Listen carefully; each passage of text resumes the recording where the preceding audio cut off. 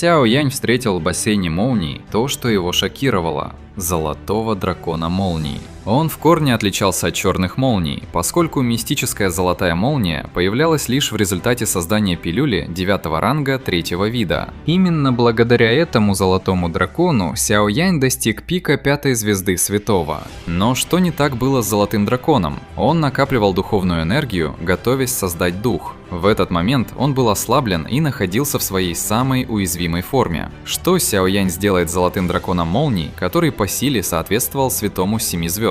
Может быть, поглотит его или заберет с собой и сделает питомцем, а может, уничтожит? Давайте рассмотрим, а вначале буду очень рад лайку и комментарию для поддержки ролика. Согласно оригиналу, существование мистической золотой молнии подобно древнему древу Бодхи и обладает грозной боевой мощью. Однако, чем сильнее сила, тем сильнее ответный удар. Малейшая ошибка может привести к уничтожению. Сяо Янь подумал о выгоде для себя, но чем выше риск, тем выше и награда. Даже если он не воспользуется мистической золотой молнией для прорыва на 6-ю звезду святого, простое хранение будет означать, что в его руках будет сокрыт козырь – убийственное существо на уровне святого 7 звезд. Преимущества от обладания таким оружием обрадовали Сяо Яня, несмотря на риски. Правду говорят, сокровище лежит за опасностью. Сяо Янь быстро пришел в себя. Поколебавшись, он наконец принял решение. Он рискнет, но если риск окажется слишком велик, даже в случае ослабленной мистической золотой молнии, он развернется и уйдет. Он сфокусировался и начал наблюдать за действиями золотого дракона. Пока мистическая золотая молния жалобно рычала, черные молнии отступили, не обращая внимания на Сяо Яня. Инстинкты твердили им, что золотая молния находится в самом критическом состоянии. Золотой дракон страдал от мощных ударов, сила уничтожения вынудила его задрожать. Однако в драконьих глазах начали появляться признаки духовности. Таким образом, дракон все больше стал напоминать живое существо. Сяо Янь невольно облизнулся. Он не ожидал, что мистическая золотая молния будет терпеть такие сильные удары ради формирования духа. Но если она выдержит, то в будущем вырастет чрезвычайно ужасающую сущность. Чем сильнее природный объект, тем сложнее ему приобрести дух. Вот почему древнее древо Бодхи сейчас не отличалось от золотого дракона. Когда духовная аура возросла, ответная реакция усилилась. Громоподобные взрывы постоянно гремели, что вызывало мурашки на теле Сяо Яня. После тех страшных взрывов духовность в глазах золотого дракона развеялась. Он не мог противостоять силе неба и земли. Какая ужасная отдача! Неудивительно, что древнее древо Бодхи не смогло сформировать дух. Если бы оно преуспело, сложно даже представить, с какой отдачей в самом конце ему бы пришлось столкнуться. Сяо Янь потерял дар речи, наблюдая за исчезновением духовности в глазах дракона. Судя по всему, золотой молнии не удастся образовать дух. Да, как видим, само небо было против. Это испытание для создания духа. Казалось, сожаление пронеслось среди черных молний. Они собрались вместе и устремились к мистической золотой молнии. Видимо, черные демонические молнии приносили себя в жертву, чтобы ослабить отдачу внутри тела золотого дракона. Когда множество черных молний впиталось в тело дракона, духовность в его глазах возросла. В то же время изначальный яркий золотой свет потускнел. Силы отторжения забирали много энергии.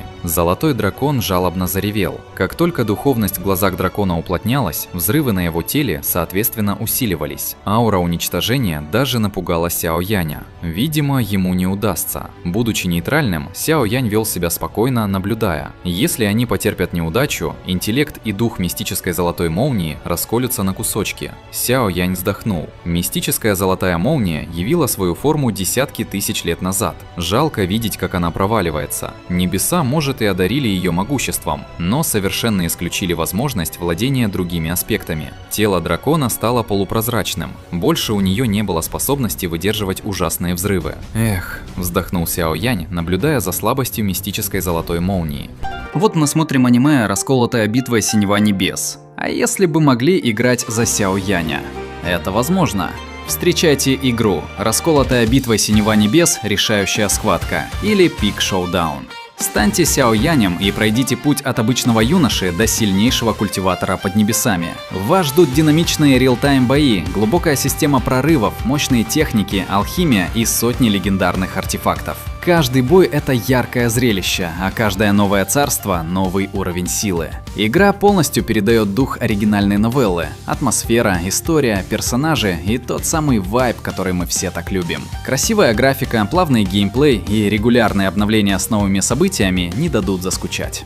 Хотите начать свое восхождение к пику небес прямо сейчас? Скачивайте игру на X7 Game. Быстро, безопасно и без лишних хлопот. Это приложение можно установить как на Android, так и iOS. Ссылочка в описании.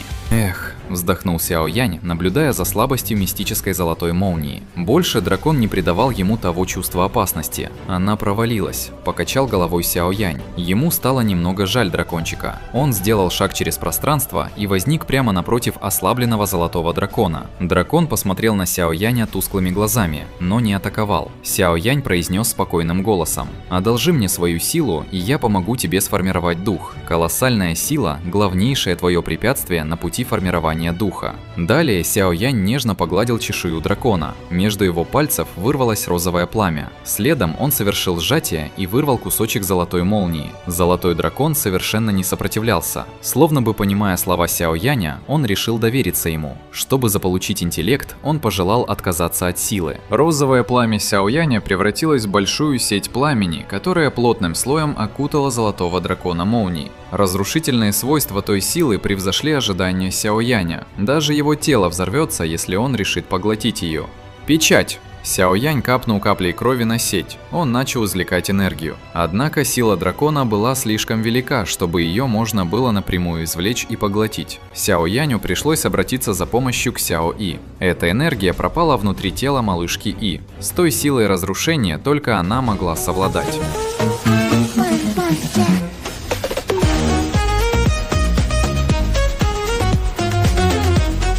Завершив свою цель, Сяо Янь вздохнул с облегчением. Он снова повернулся к золотой молнии. Раз ее сила частично оказалась изъята, размер дракона также уменьшился. Сяо Янь погладил дракончика по голове. Следом он направил духовную ауру внутрь тела мистической золотой молнии. Прямо сейчас она была сравнима с практиком уровня почтенного воина. Она не столкнется с отторжением, если решит сформировать дух.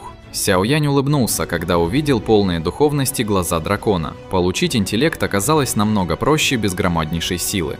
В будущем ты будешь единственной мистической золотой молнией в этом мире, что обладает интеллектом. Сяо Янь снова погладил дракона по голове, а затем развернулся. Он превратился в луч света и исчез из бассейна молнии. Дракон наблюдал за исчезающей спиной молодого человека. Прямо сейчас он ощущал себя маленьким зверем, которому только дали рождение. Он ясно запомнил этого человека и никогда уже не забудет его.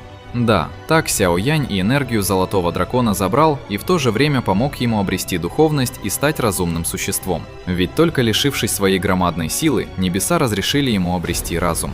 Сяо Янь выбрался наружу за несколько минут. Он испытывал неподдельную радость, ведь получил значительное преимущество. Он не только смог поднять силу марионетки Северного Короля до Святого 6 звезд, но и сам перепрыгнул с начального уровня Святого 5 звезд к пику. Конечно же, самой яркой наградой оказалась сила мистической золотой молнии. Сяо Янь махнул рукой. Малышка И появилась, и в этот момент на ее маленьких ручках горел золотой символ в форме дракона. Но Сяо И была очень недовольна тем, что Сяо Янь запечатал такую опасную штуку, как энергию золотой молнии в ее теле. Стоит сказать, что мистическую золотую молнию даже очищающее пламя лотоса, если и очистит, то с трудом. «Успокойся, все в порядке», – рассмеялся Сяо Янь. Он погладил малышку И по голове. Та сила была и правда пугающей. Даже Святой Семи Звезд не посмеет поглотить ее. Придется временно спрятать ее внутри малышки И постепенно очищать. «Я не верю, что у меня ничего не получится», – размышлял про себя Сяо Янь. После чего Сяо Янь вернулся на остров драконов. Нынешний остров представлял из себя комбинацию из 4 островов.